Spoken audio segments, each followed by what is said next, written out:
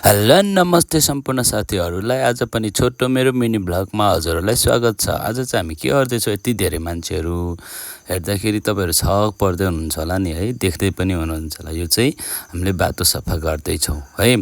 आज चाहिँ हाम्रो मजबाङ युवा क्लबको आयोजनामा चाहिँ हामी आज कालिका 11 देखि रापती 12 जोड्ने सडक बाटोलाई चाहिँ हामी झाडी फाड्ने तथा सरसफाई गर्ने अनि भड्केकोहरूमा चाहिँ हामी वाल लगाउने, पुरेको ठाउँमा हामी बेस निकाल्ने कामहरू गऱ्यौँ है। त्यसपछि हामी चाहिँ एकजुट भएर काम गर्छौँ।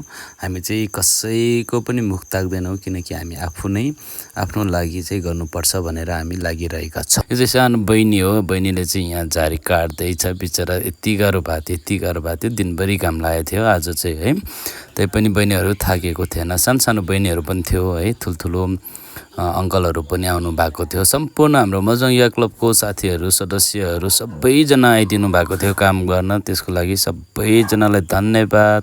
सँगसँगै हाम्रो केटाहरू चाहिँ यति मस्तले काम गर्न मान्छ कि फेरि हाम्रो आयोजना गर्ने बित्तिकै हाम्रो क्लबको साथीहरू चाहिँ एकजुट भएर काम गर्नको लागि रेडी भइहाल्छ के। यसमा चाहिँ म एकदमै खुसी छु, किनकि म अहिले चाहिँ हाल मजबाङ युवा क्लबको अध्यक्ष पदमा छु। मैले योजना गरेको हरेक कामहरूमा चाहिँ मेरो भाइ बहिनी लगायत गाउँको बुद्धिजीवीहरू सबैजनाले चाहिँ मानिदिनुहुन्छ। त्यसको लागि चाहिँ म खुसी लाग्छ। आजको लागि भिडियो यति नै साथीहरू, बाँकी अर्को भिडियोमा भेटौँ भन्दै आजको लागि